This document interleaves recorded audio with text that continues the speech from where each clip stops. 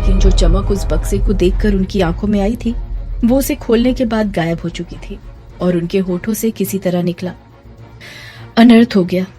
वो अब मुक्त हो गई, वो पूरी तरह मुक्त हो गई। रक्षा करो प्रभु। इतना कहते हुए पुजारी जी उल्टे पैर वहां से भागे, लेकिन मन ही मन बोलते जा रहे थे, अब वो रघु को नहीं छोड़ेगी। वो हर कोशिश करेगी रघु को मेरी खींची रेखा से बाहर लाने की। हे भगवान, बस रघु को सद्बुद्धि देना कि वो बाहर ना आए। दूसरी तरफ गांव में रघु के घर में तनाव का माहौल था, क्योंकि रघु की 15 साल की बेटी को अचानक लगातार उल्टियां हो रही थी और उसका सर बुखार से तप रहा था। रघु परेशान होकर अपनी पत्नी से बोला, मुझे जाने दे बिंदिया, मैं अभी वैद्य जी को बुला लाता हूँ। बिंदिया हड़बड़ाते हुए बोली, नहीं नहीं, आप कहीं नहीं जाएंगे। आप जानते हैं ना पुजारी जी ने क्या कहा, आज अगर आप बच गए तो गंगा नहाने के बराबर है। चाहे कुछ हो जाए, मैं कहीं नहीं जाने दूंगी आपको। रघु बेचैन होते हुए बोला, तो क्या करूं, मैं घर में बैठा रहूं और अपनी बच्ची की ये हालत देखता रहूं। बिंदिया ने बुखार में तपती अपनी बेटी को देखा तो उसकी आंखें छलक आई और वो बोली, हे भगवान, क्या करूं? अगर बच्ची का दुख देखूं तो पति पर संकट और पति को देखूं तो बेटी की ये हालत।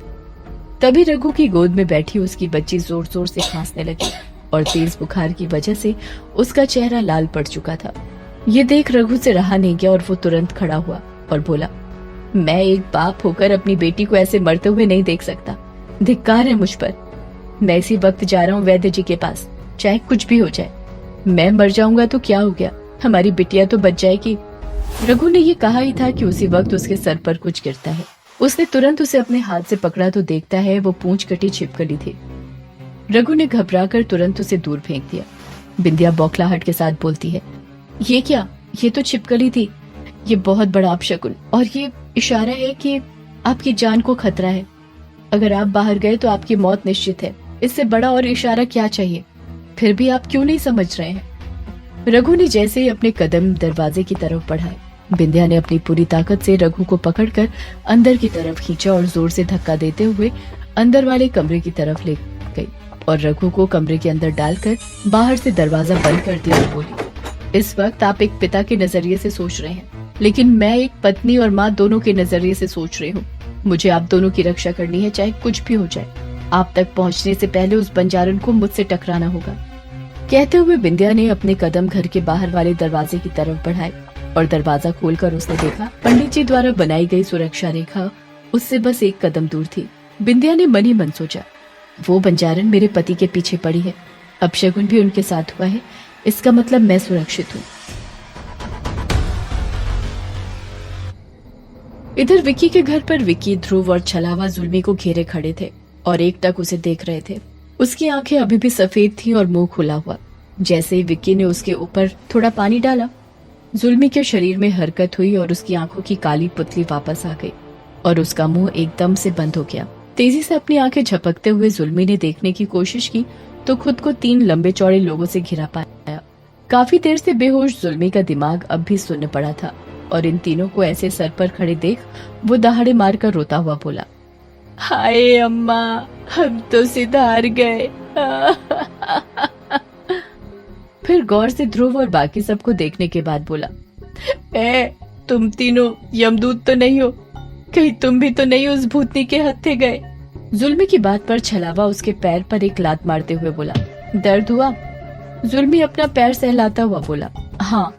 छलावा उसे उठाकर खड़ा करते हुए बोला, तब तुम जिंदा हो, क्योंकि मुर्दों को दर्द नहीं होता।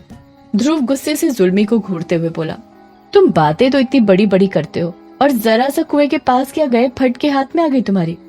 विक्की ने हैरानी से पूछा, ये बताओ तुमने कुएं के पास ऐसा क्या देखा जिससे तुम्हारी ऐसी हालत हो गई? जुल्मी ने याद करते हुए कहा, मुझे वो मैं वहां पर गया था तो मैंने जो देखा, यार सच बोलूं मुझे कुछ याद नहीं है कि मैंने क्या देखा है। मैं वहां पहुंचा, उसके बाद मुझे कुछ याद ही नहीं आ रहा है। छलावा बोला, क्या मजाक कर रहे हो, कुछ भी याद नहीं? ध्रुव ने जुल्मी को छेड़ते हुए कहा, जब डर लगता है तब दिमाग काम करना बंद कर देता है, इसलिए तुझे कुछ याद नहीं होगा।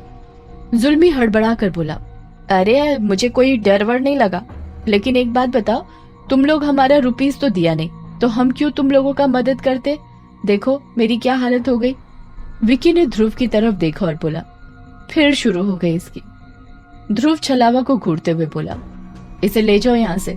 लेकिन फिर विकी कुछ सोचकर बोला, सुनो, तुम लोग आज यहीं रह जाओ, रात बहुत हो गई है।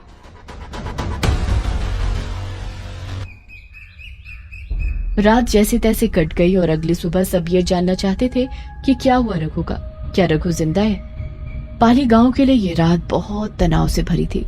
रघु के घर के पास लोग इकट्ठा होने लग गए थे। सुमेर के आदमी अभी भी किसी को अंदर नहीं जाने दे रहे थे। गांव के किसी आदमी ने पूछा, भैया कहाँ है रघु, अंदर ही है ना?